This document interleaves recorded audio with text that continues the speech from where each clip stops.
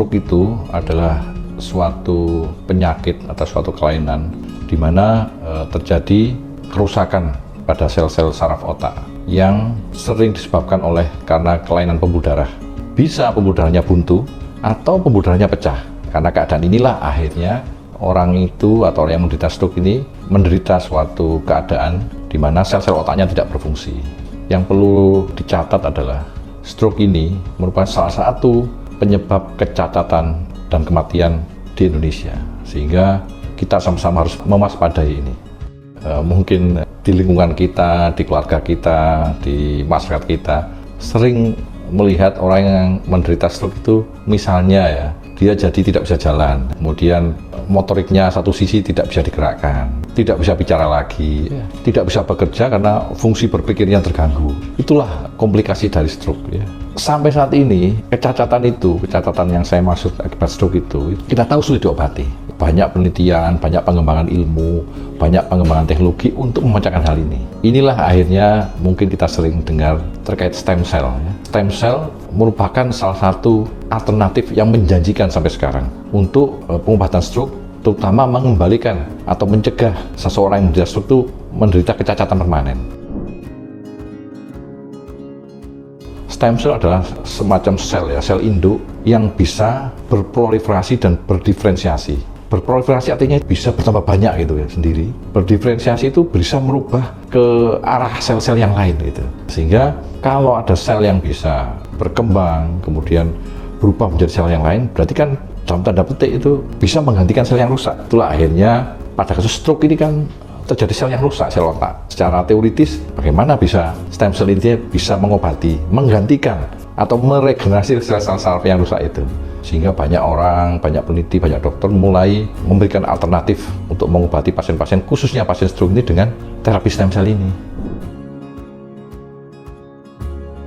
Jadi sumber stem cell itu banyak. Ada yang berasal dari manusia, ada yang berasal dari hewan. Dengan adanya masalah etik, masalah safety itu, sumber dari hewan ini banyak ditinggalkan. Yang sering digunakan adalah sumber dari manusia ini.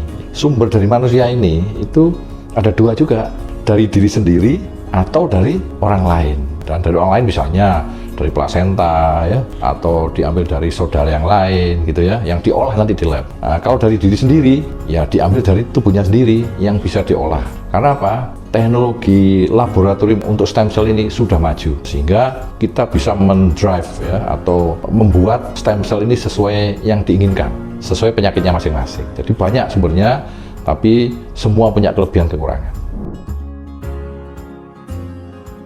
Sampai saat ini terapi stem cell itu yang digunakan di banyak macam penyakit ya, menunjukkan hasil yang menjanjikan, dan beberapa penyakit sudah menunjukkan hasil positif ya, di standar terapi gitu. Sehingga banyak dokter, banyak ilmuwan terus mencoba menggunakan terapi ini untuk menyembuhkan penyakit tertentu.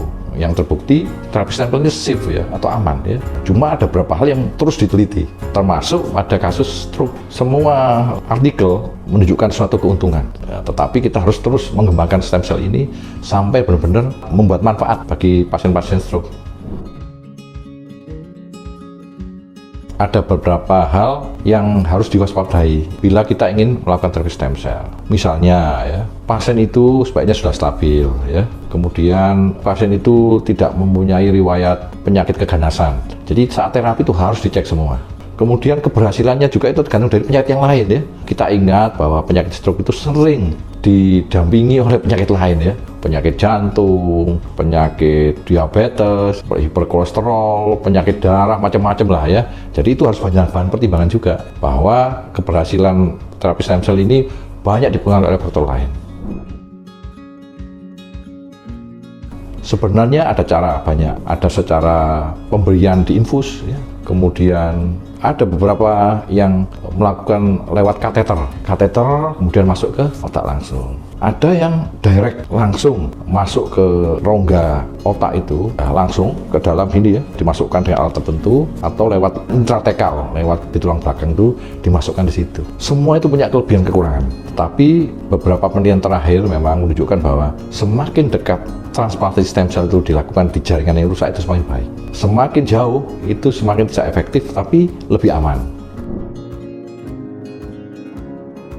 ada modalitas terapi yang sudah terbukti standar ya, misalnya untuk penyakit stroke, apalagi yang dengan kecacatan misalnya ya, maka fisioterapi ya, obat-obatan, kemudian juga motivasi keluarga ya, itu sangat penting. Meskipun kita melakukan terapi stem cell, tapi kalau yang lain itu tidak dilakukan dengan baik, wah, maka ya percuma. Setelah melakukan transplantasi stem cell ya, tidak sampai 1 hari 2 hari harus fisioterapi, harus lebih aktif, karena itu saling menunjang. Percuma kalau terapi stem cell-nya kita lakukan tetapi tidak bergerak, tidak melatih otot, tidak melatih motorik, akan percuma. Jadi semakin itu berjalan dengan bersama-sama, mungkin lebih baiklah pasti hasilnya, di samping obat-obatan yang tetap harus diberikan. Sebenarnya stem cell ini kalau penelitian di laboratorium itu menunjukkan hasil positif, tetapi bagaimana kalau terapi stem cell ini diaplikasikan kepada pasien, kepada manusia? Itu yang diteliti sebenarnya. Apa yang diteliti? Sumber dari stem cell itu yang paling bagus mana sih? Untuk stroke itu sumbernya paling bagus apa sih? Mungkin yang paling tulang lain sumbernya. Kemudian cara pemberiannya, kemudian juga dosis ini juga masih berbeda antara institusi yang lain dan yang lain itu. Ada yang misalnya 4 kali rentang 1 bulan, ada yang rentang 2 minggu, atau seminggu pertama terus diberikan, itu masih diteliti. Yang terakhir waktu, misalnya ya, untuk kasus stroke, kira-kira diberikan pada waktu fase akut saat serangan atau nanti setelah berapa bulan, setelah dilihat keadaannya apakah memang ada kecacatan, nah itu masih diteliti. Sampai saat ini terapi untuk stem cell ya di seluruh dunia itu bukan suatu terapi yang tersendiri ya, atau Anda ingin instan bahwa itu akan baik gitu. Tetap terapi stem cell itu adalah terapi modalitas penunjang dari terapi yang lain yang sudah ada, dan perlu waktu, tidak serta-merta setelah diterapi stem cell baik, karena regenerasi saraf, regenerasi jaringan perlu waktu juga, sehingga tetap komitmen dari keluarga, dari pasien untuk menjalani terapi stem cell harus dibarengi dengan niat sabar, kemudian jangan tinggalkan terapi yang lain, dan tetap mengikuti anjuran dari dokter.